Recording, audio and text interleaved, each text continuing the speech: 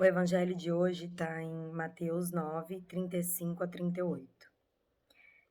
Compaixão pelo povo que sofre. Jesus percorria todas as cidades e aldeias. Ensinava nas sinagogas, pregando o evangelho do reino e curando todo o mal e toda a enfermidade.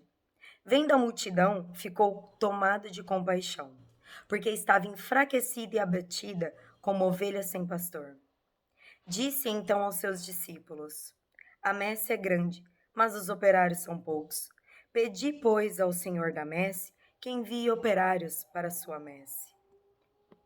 Como eu falei para vocês, eu estou lendo a Bíblia Ave Maria, a edição de estudo, e aí sempre traz a explicação sobre o Evangelho do dia, né? Então, a colheita é abundante e os trabalhadores são poucos. Esses 4 versículos servem de anel intermediário. Fecham uma seção e abrem outra. Jesus, o Messias, anunciou o início do reinado de Deus com palavras e obras. Seu primeiro discurso, o Sermão da Montanha, foi confirmado por sinais e milagres. O êxito de seu poder libertador de toda espécie de males e doenças atraiu uma multidão de pobres e necessitados. É nesse cenário no qual se desenvolve a seção seguinte: a do envio missionário dos 12 colaboradores íntimos que aprenderão em companhia de Jesus o alcance da missão, a forma como a levariam e a realização e a iniciativa de Deus que se antecipa com o chamado.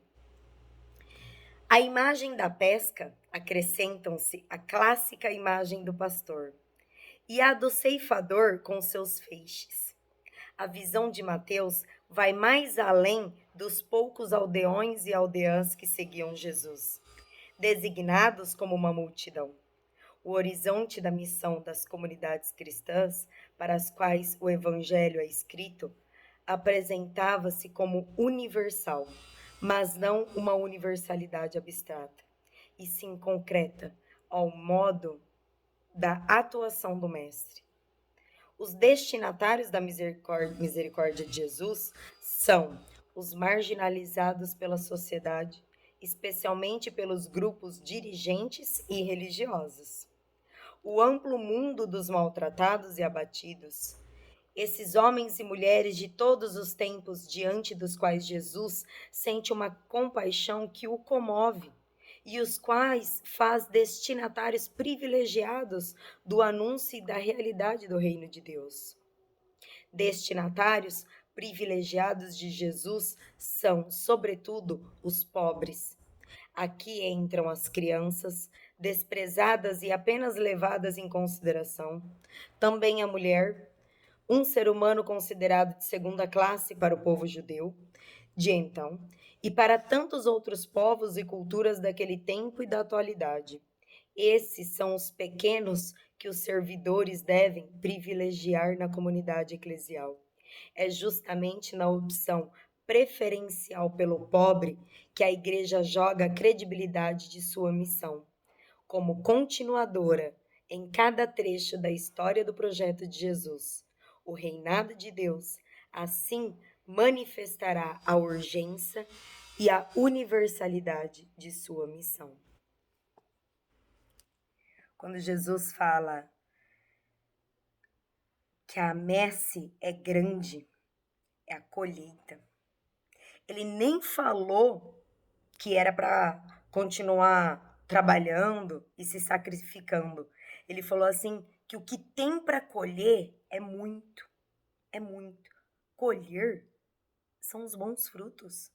Então, tudo que Deus deixou para gente tem tanta coisa para gente colher, tem tantos bons frutos para gente colher, mas poucos são os operários que querem colher esses frutos e que querem distribuir a uma multidão que às vezes está tão longe dessa colheita, desses campos. Imagina, traga para o dia de hoje, imagina um campo cheio de flores e o dono não vende aquilo, tá lá para as pessoas desfrutarem. Aí ele fala assim: olha, eu tenho 100.000 rosas aqui.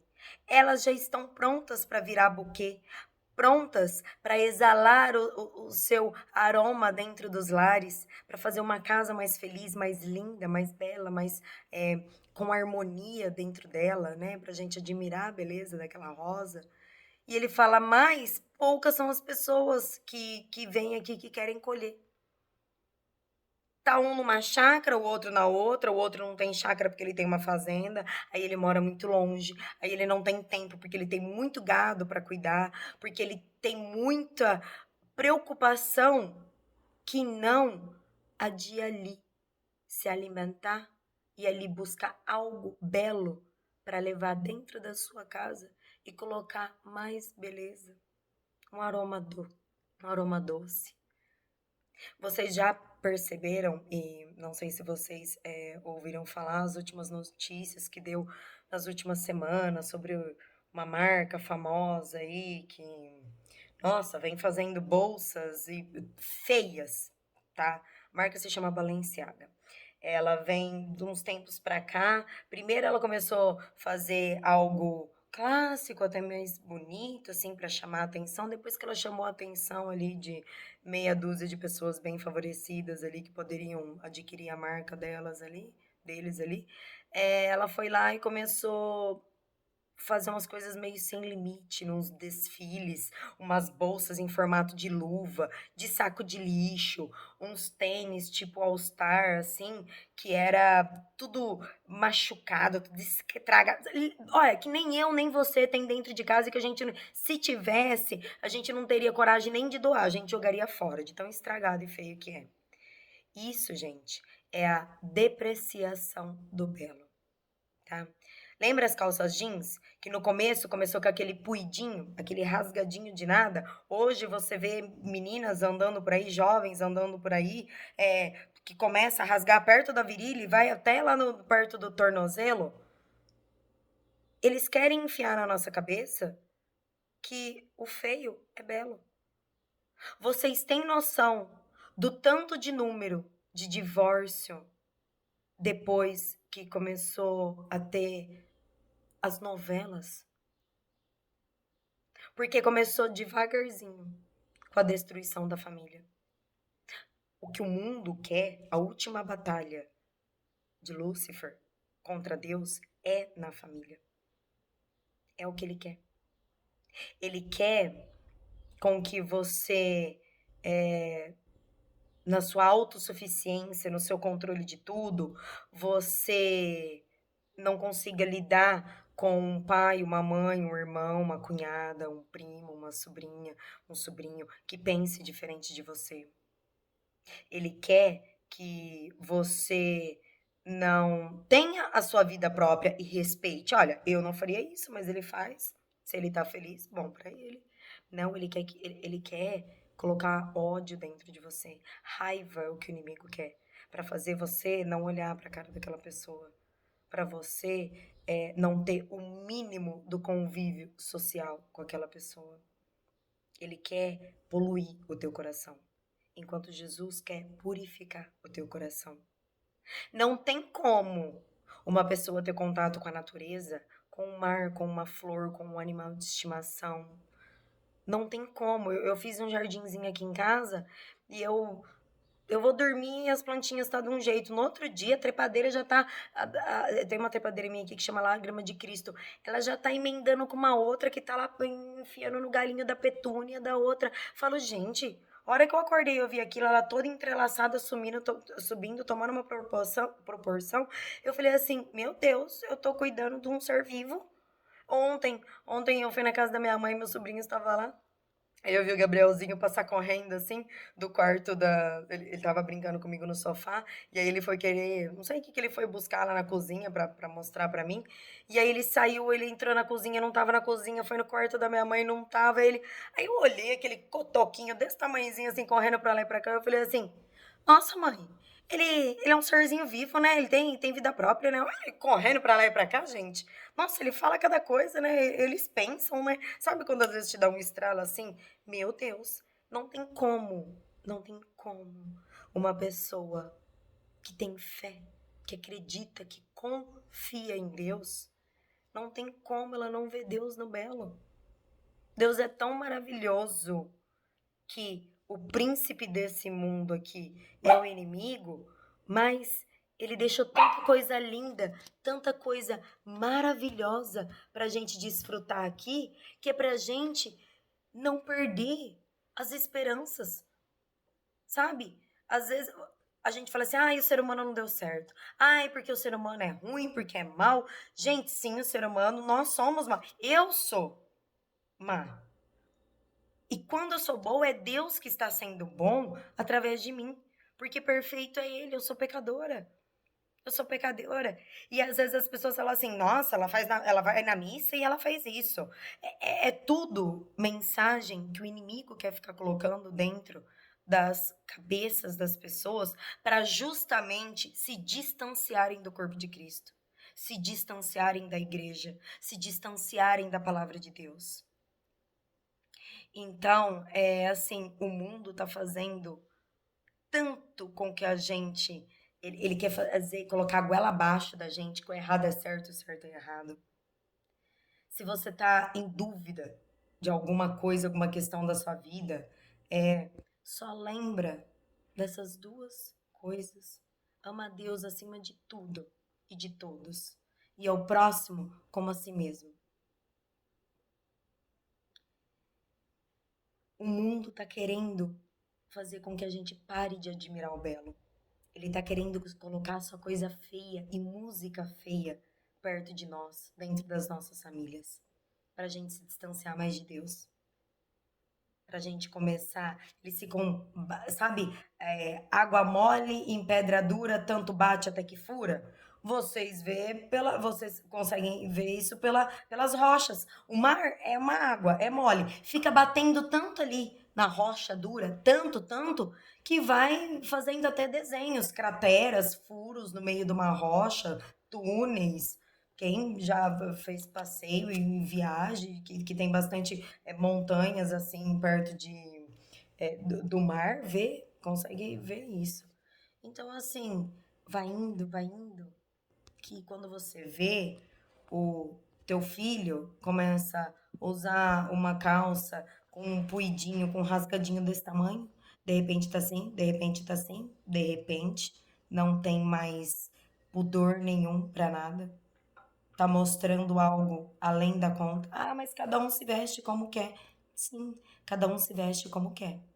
Só que aquilo que causa estranheza, o nosso olho ele é treinado porque ele foi feito por Deus. Ele é treinado para admirar o belo.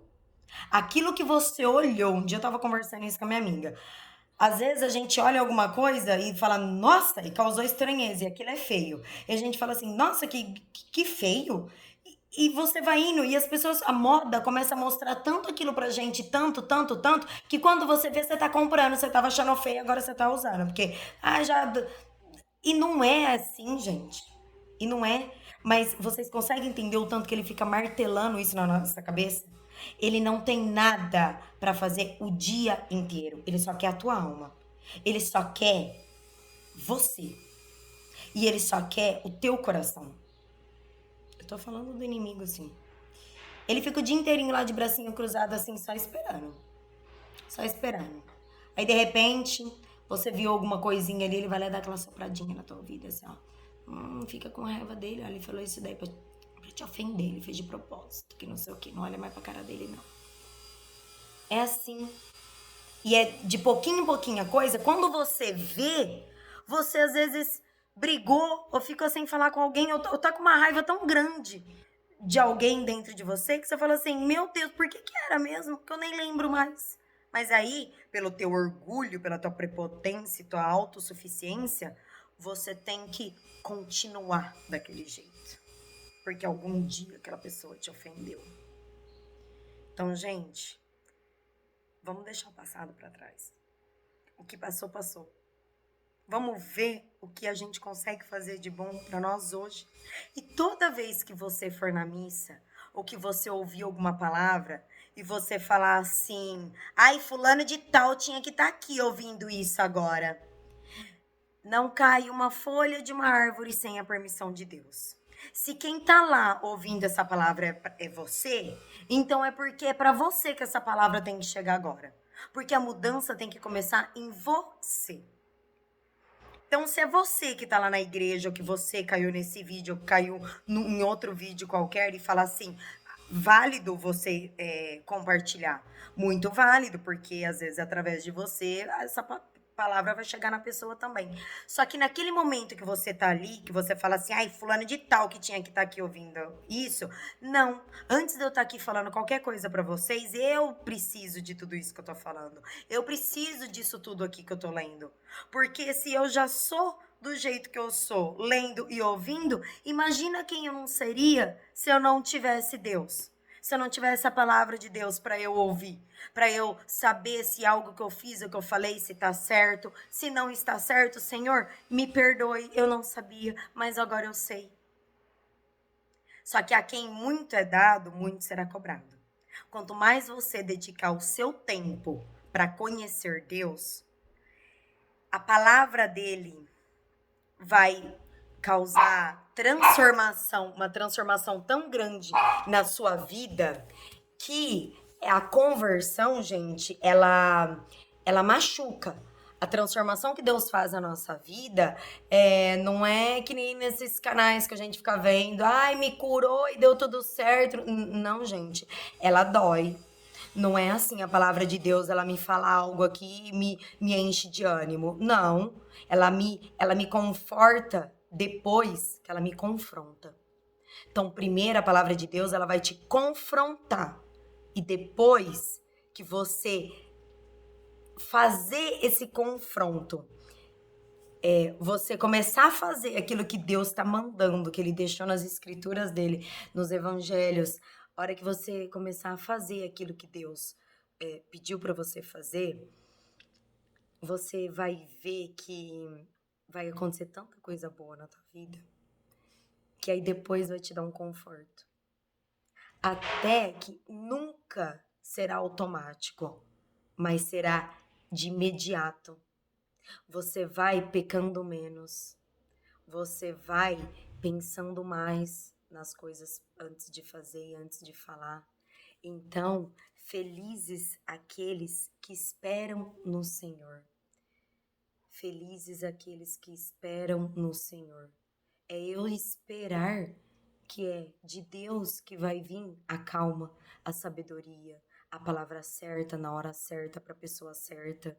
E às vezes a palavra e a hora é para mim, porque sou eu que tô ali ouvindo aquilo naquele momento. Então é para mim, se sou eu que tô aqui, então é para mim.